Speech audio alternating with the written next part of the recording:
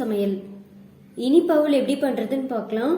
அதுக்கு தேவையான இன்கிரீடியன்ஸ்: பால் அரை கப், தேங்காய் துருவல் அரை கப், அவுல் 1 கப், 5 பாதாம நீல வாக்குல கட் பண்ணி வச்சிருக்கேன், 3 ஏலக்காய பொடி பண்ணி வச்சிருக்கேன், 2 ஸ்பூன் நெய், 4 ஸ்பூன் நாட்டு சக்கரை, 15 முந்திரி, 10 கருப்பு திராட்சை. கருப்பு திராட்சை இல்லாதவங்க நார்மல் திராட்சை கூட யூஸ் பண்ணிக்கலாம். ஃபர்ஸ்ட் நம்ம நெய்ல முந்திரியும் திராட்சையும் போட்டு வறுத்து எடுத்துக்கலாம். நான் இப்போ நெய் சேர்த்துக்கிறேன்.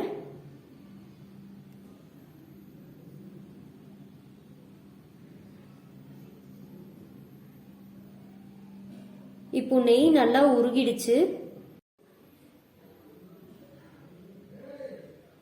இப்போ நான் முந்திரியும் கருப்பு திராட்சையும் சேர்த்துக்கிறேன். நெய்ல சேர்த்துட்டு நல்லா வறுத்து எடுத்துக்கிறேன். லைட்டா பொன்னிறம் ஆகுற வரைக்கும் வறுத்துக்கோங்க. இப்போ பொன்னிறம் ஆயிடுச்சு. இப்போ நான் ஸ்டவ் ஆஃப் பண்ணிக்கிறேன். அவ்வளோ ஒரு டைம் நான் நல்லா தண்ணி ஊற்றி கழுவி எடுத்து வச்சுக்கிறேன். ஒரு டைம் நம்ம வாஷ் பண்றதுனால அதுல ஏதாவது தூசு இருந்துச்சுன்னா அதெல்லாம் போயிடும். வாஷ் பண்ண உடனே எடுத்துக்கோங்க. எடுத்துட்டு நல்லா கையில வச்சு புழிஞ்சுக்கோங்க. தண்ணி கொஞ்சம் கூட இருக்கக்கூடாது, அந்த மாதிரி புழிஞ்சுக்கோங்க. புழிஞ்சிட்டு நான் ஒரு பவுல் எடுத்து வச்சிருக்கேன். இப்போ எப்படி செய்யறதுன்னு பார்க்கலாம். ஒரு பவுல்ல அவுல் சேர்த்துக்கிறேன்.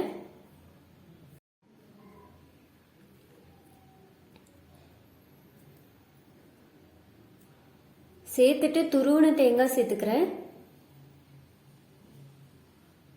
நாட்டு சக்கரை சேர்த்துக்கிறேன். நாட்டு சக்கரை இல்லாதவங்க நார்மல் சக்கரை கூட எடுத்துக்கோங்க. வெல்லமும் சேர்த்து பண்ணலாம்.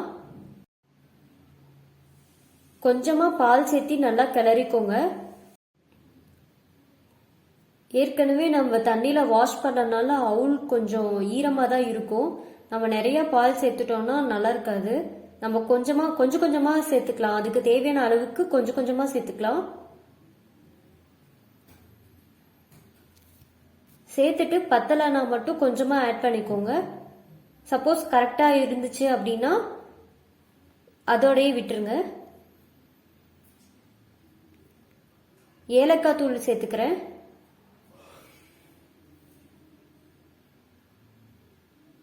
நெய்ல வறுத்து வச்சிருந்த முந்திரியும் திராட்சையும் சேர்த்துக்கிறேன். சேர்த்துட்டு நல்லா கலரிக்கிறேன்.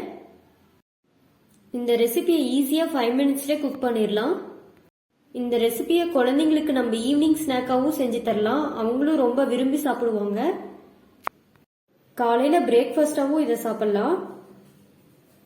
வெட்டி வச்சிருக்க பாதாம மேல தூவிக்கிறேன். இந்த ரெசிபியை ட்ரை பண்ணி பார்த்துட்டு எப்படி இருந்துச்சுன்னு கமெண்ட் பண்ணுங்க. இந்த வீடியோ பிடிச்சிருந்தா லைக் பண்ணுங்க, ஷேர் பண்ணுங்க, சப்ஸ்கிரைப் பண்ணுங்க. தேங்க்யூ.